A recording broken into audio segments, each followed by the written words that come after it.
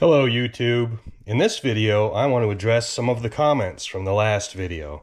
If you haven't watched it, click on the link so that you can catch up.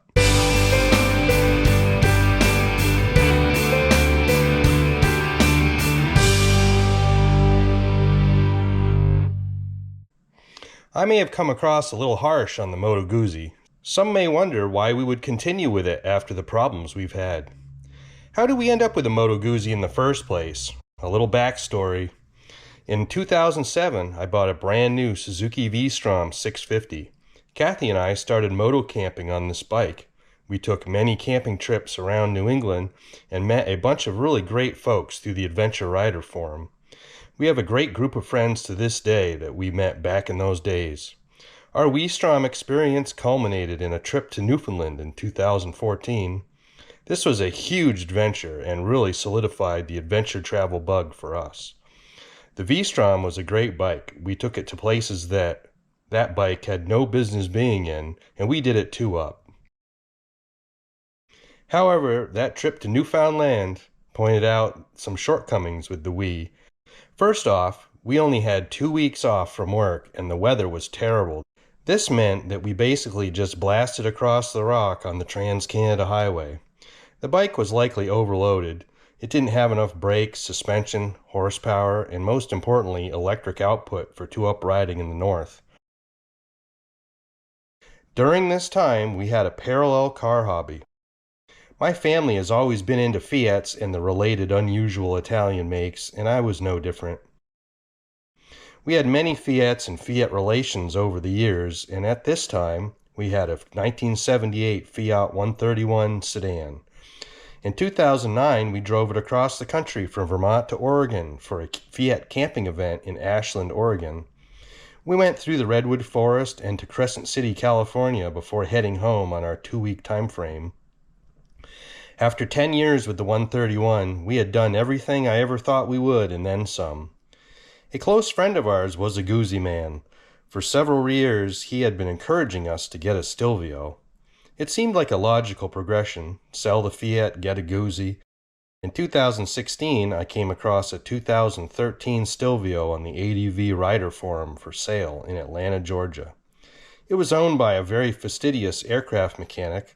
It was in nearly new condition, had 3,200 miles on it, and I became its third owner.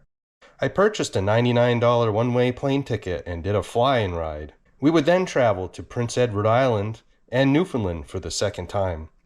In 2022, we went back to Newfoundland for the third time, this time through northern Quebec and across the Trans-Labrador Highway to the first Horizons Unlimited meeting.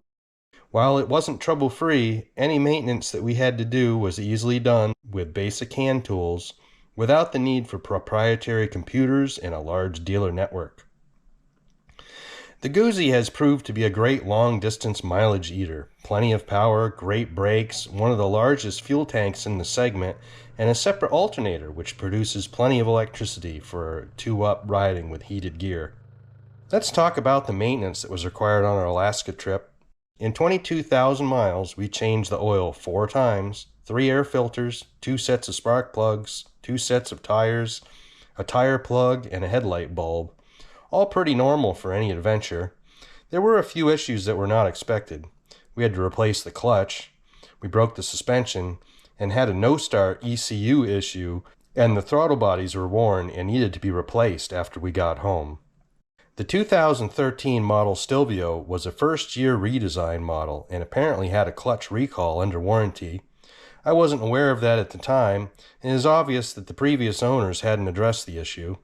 Many solo riders run these bikes for 100,000 miles without any trouble, but we worked the clutch pretty hard, and I'm not surprised that we ran into trouble in half that mileage. The replacement clutch is an upgrade from a 1400 California model, and I have no doubt it will be reliable for the rest of this bike's life. The subsequent issues that we had were related to my work. While I have lots of mechanical experience, I had never removed the motor from this bike before. Considering I did it in someone else's garage, thousands of miles from home, I think it went pretty well. I did have to fix a couple oil leaks, remove the oil pan, but those things were due to my mistakes along the way.